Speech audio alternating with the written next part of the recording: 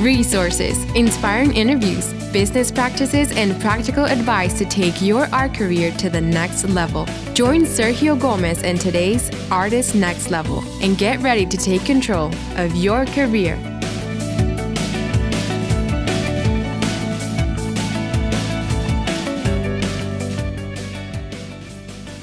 Well, hello, my next level friend. Welcome to a brand new episode of the Artist Next Level podcast. This is a special edition episode in which I am interviewing artists from around the world as they are stuck at home during the coronavirus lockdown.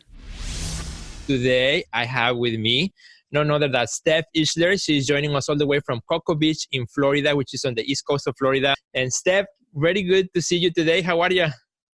Wonderful to see you, Sergio. I'm doing great. How about yourself? That's fabulous. I'm doing good.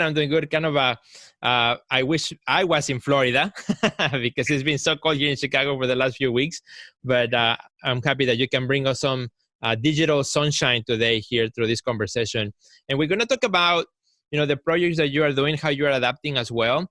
Something that you are doing for also children and kids, besides you being a practicing artist, also using your creativity and the thing that you do to address also a big need, which right now all parents have kids. Now, mine are already teenagers, but if they were here, they will be running right behind my screen, I'm sure. So that's a big need, and that's something that you are doing through a YouTube channel, which we're going to hear more about. So, Steph, before we talk about those projects, tell us a little bit about, what's the situation for you guys there at Cocoa Beach in terms of, are you on lockdown? It's been a while. What's it for you guys right now? Well, I would have to say most everybody is generally quarantined. People are staying home. Beaches, the access is closed. Okay. The parking lots are closed, but people are still going to the beach. But they're practicing social distancing. People are having cocktail parties at the ends of their driveways. It's warm, and people are trying to stay positive and make the most of this situation. Right. So for how long have you guys been kind of like indoors? Well, I'm kind of an introverted person, and I work from home. So I've been indoors for, I want to say, a good part of the month. My husband, Richard, has been running to the store and doing grocery shopping here and there as we need. But we've been staying home working on the new project. That's great, which is something that, I talk more and more artists, kind of like this idea of staying home or being confined. It's like, well, that's actually how we all work, right? So, as you're working as an artist and then this thing came, right, happened to everybody. We first saw it in the news far away and then slowly coming to us, and now it's here and we're all experiencing it. So, as just an artist, how are you approaching it in terms of like the project that you're starting? If you can tell us a little bit about, what's the project, but first take us to the idea of how it started, what triggered it? Well, I've been working on this idea for probably a good month or two now, because I used to teach English in South Korea. I've got a lot of training working with kids, and I've got nieces and nephews. I've got 9 nieces and nephews. Oh, wow. Okay. They're always like, Aunt Steffi, please paint with me. And, they're far away. And now, especially with COVID, I can't actually connect with them and see them. And I've been doing my art online for a long time. And people have been saying, you should make a great art teacher for kids because I've got this hyper bubbly personality. So I thought, I've been working and developing this project. And I thought, why not just fast track this and fast track my new channel, Finger Painting Star.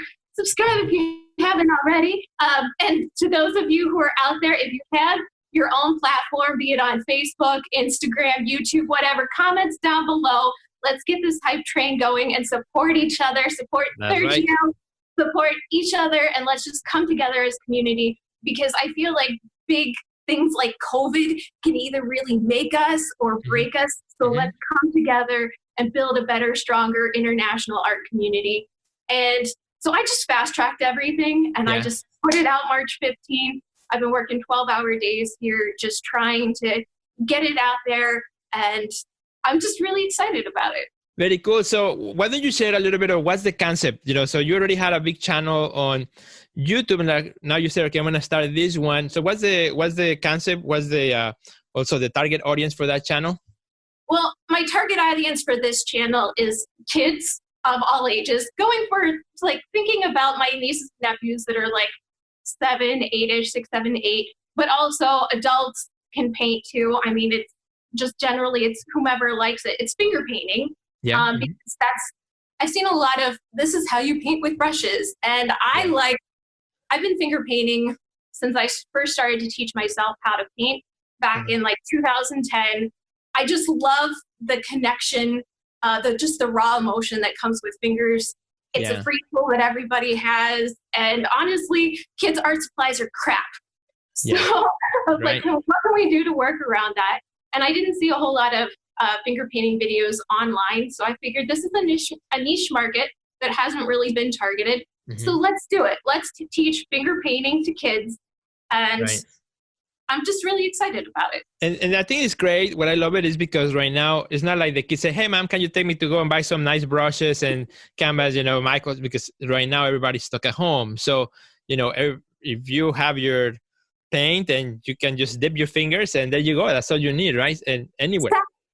Exactly. That was the other part of my concept is I was like, what can we do to make it cheap for parents and kids? Because I've got hyperactive nieces and nephews. I know that they're bouncing off the walls and mom and dad are just trying to focus their energy and attention. If I can help focus that for 20 minutes while they watch a video or less, then that's going to give them something to do. That's an activity that gets them off the tablet. Well, maybe they're watching it on the tablet, but it gets them away from, just mindlessly doing something and to actually tangibly do something with their art and their fingers. Works on their mind, their kinesthetics, all these teaching things that I can think of that it just is going to help build their minds during this time. And I'm doing it with really cheap art supplies. Yeah. I'm not only my fingers, but I'm also using just cheap craft paint that anyone can find for $1 at their local, like Walmart. Because Walmarts are open. Yeah, exactly. That's awesome. And so as you started this channel, how often are you putting new videos out? Is it like a sequence, like lesson 1, 2, 3, or is it kind of very? It's a new video every day.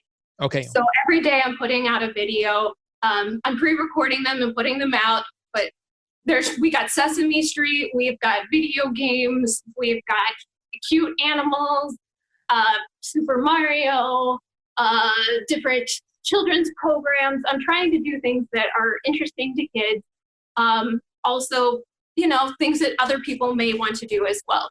That's awesome. And so I know right now, a lot of artists who also have kids and other creators who may be watching this show right now, they're already waiting to hear what's that name of that channel so they can send their kids to it. What's the name of the YouTube channel? Finger Painting Star right there. And actually, I'm also encouraging people out there that if they actually do some of it, that if they do one of the projects, to hashtag Finger Painting Star on their platform, and we'll have the Shining Star Artist of the Week. So I want to not only promote what we do, but I also want to promote other artists and other kids, and make them proud to create their own art and put it out.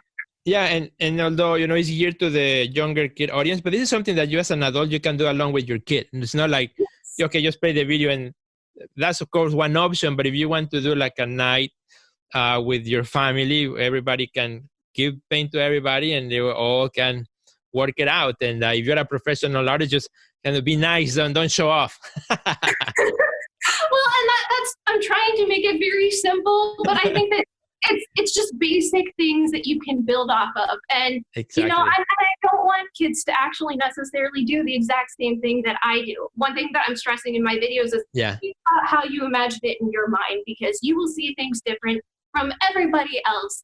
And so make it your art. You don't have to copy me. Make it your art. How do you see Olaf in Frozen? What does Olaf look like to you? Right.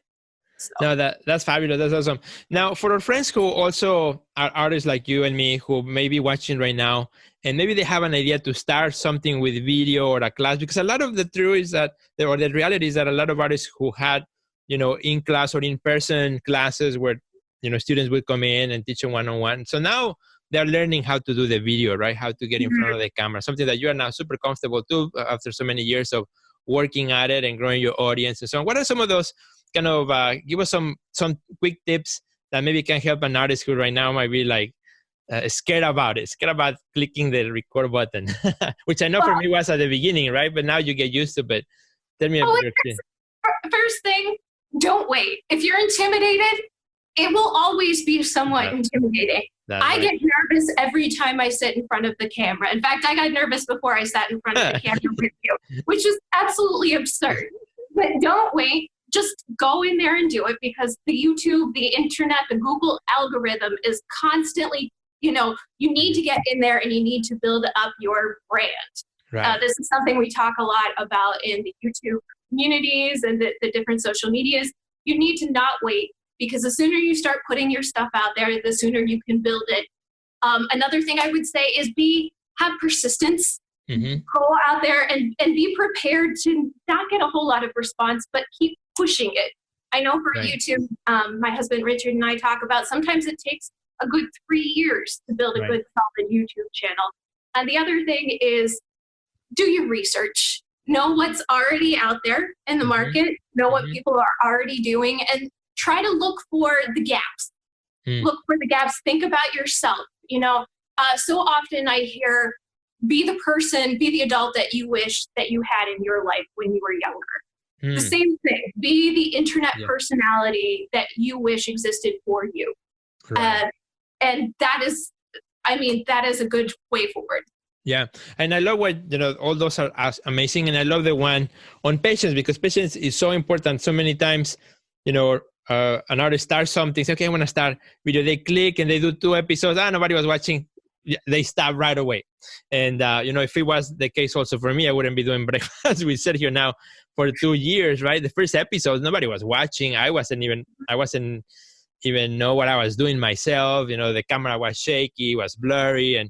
But they're out there. They're still there. And, it's just like you said, get out there. And I hate my voice still in audio and podcast. I don't like it. Same. But, it is what it is. And then the more you do it, and I'm sure that's your experience too, with a large community, the more you do it, then slowly people will resonate with who you are, the way you are, and they're not asking you to change, but they're asking you to be more of who you already are. Yes, exactly. Be who you are.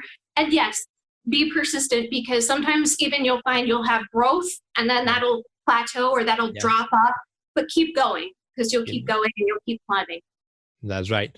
Well, Steph, you're having so awesome. Thank you so much for, sharing this information. Now, tell our friends again, where can they find you? Right here, you can find me on YouTube at Finger Painting Star. Go subscribe for fun, kid-friendly finger painting videos. I'm also on Facebook and other social platforms as Hollyback, or as my name, Steph Ishler. Awesome. Well, and our friends, thank you so much for watching this show. Let us know where you're watching from. We would love to hear, where you are in the world. Let us know. And make sure that you connect with Steph, connect with me, message us. Let us know, how you like this episode. And if you do, the challenge with your kids, the hashtag to use is Finger Painting Star. Finger Painting Star. I'm going to try it. Even if my kids are grown up, let me see if I can get them to do it. Yes, do it. I want to see adults do it too. Come on. I'll do it. I promise. So, all right, my friends, have a good day. Take care. And I will see you in the next episode of Breakfast with Sergio. Please take care of yourselves. Stay home and be safe. Goodbye.